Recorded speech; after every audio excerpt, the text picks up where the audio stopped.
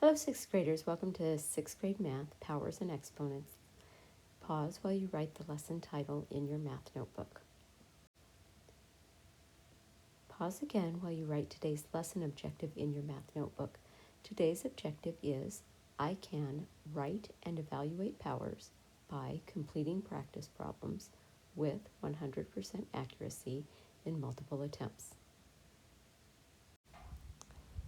Here's today's Arizona Standard. Today we'll be evaluating and creating expressions using whole number exponents and positive rational numbers. Before we get started on the examples, take a moment to copy the information from this slide into your math notebook. A power is a product of repeated factors. The base of a power is the repeated factor. The exponent of a power indicates the number of times the base is used as a factor. Be sure to copy the example that has 3 to the 4th power equals 3 times 3 times 3 times 3, and label all of its parts, and copy the information that's in the table so that you understand how to write the power and how to say it in words. Moving on to example 1, writing expressions as powers. Write each product as a power.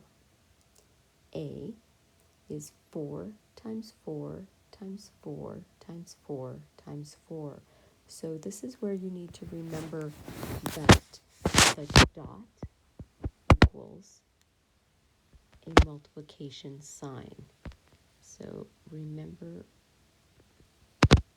I'll highlight it for you, that the dot is multiplication. That shouldn't be new to you, but it's not something that you've been doing forever either. So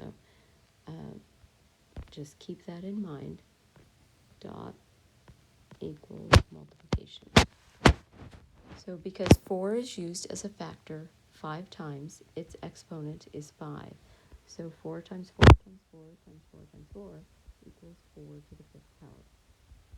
Letter B, 12 times 12 times 12, because 12 is used as a factor 3 times, its exponent is 3.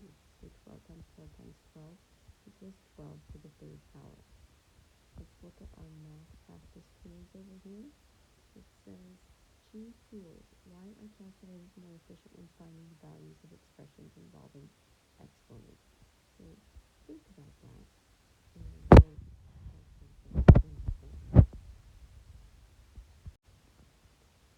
let's take a look at example 2, finding values of powers. Find the value of each power. 7 to the 2nd power, or 7 squared, equals 7 times 7. So we first write it as repeated multiplication, and then we simplify it. So 7 times 7 equals 49. Letter B, 5 to the 3rd power, equals 5 times 5 times 5. So we're writing it out. So this is the opposite of what we did in example 1. And then we multiply it. 5 times 5 equals 25, and 25 times 5 equals 125. For example 3, we're going to learn about identifying perfect squares. The directions are determine whether each number is a perfect square. So a perfect square is a number that has a whole number that can be multiplied by itself to equal that. So let me write some examples here for you. So 2 times 2 equals 4, and 3 times 3 equals 9, and 4 times 4 equals 16.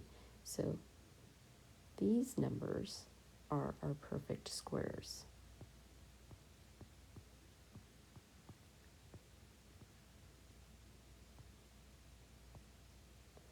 Because they have a number that multiplied by itself equals them. So those are the perfect squares.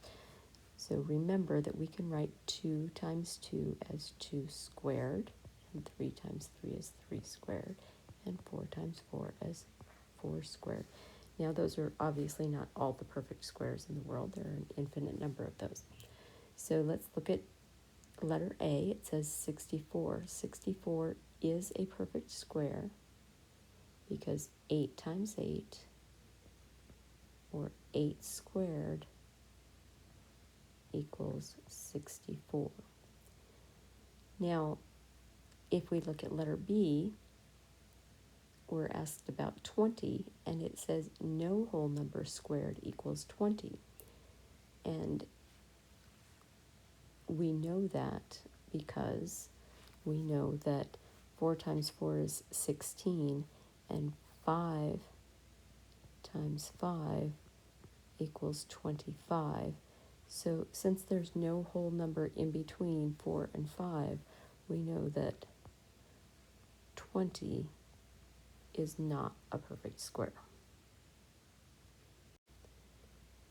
Before we look at example 4, let's look at the little box up here that says remember. It says remember the area of a figure is the amount of surface it covers.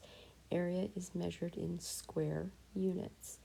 So the area of a square is equal to its side length squared. So 3 squared. So if we're looking at this figure, it's 3 by 3. So 3 squared equals 9 square units. So its area is 9 square units. So example 4, real life application. A Monopoly game board is a square with a side length of 20 inches. What is the area of the game board? So it says use a verbal model to solve the problem. So when it says use a verbal model, it just means write down the stuff that you got from the problem.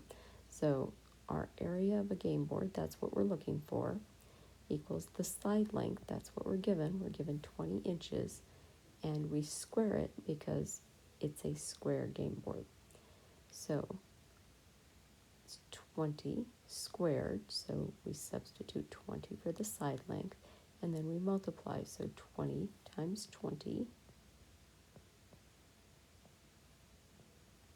equals 400. So the area of the game board is 400 square inches.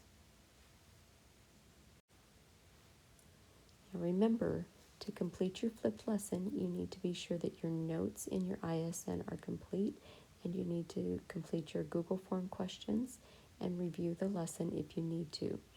You need to do your Big Ideas Math assignment in your Math Spiral notebook and submit it in Big Ideas Math when it is 100% correct.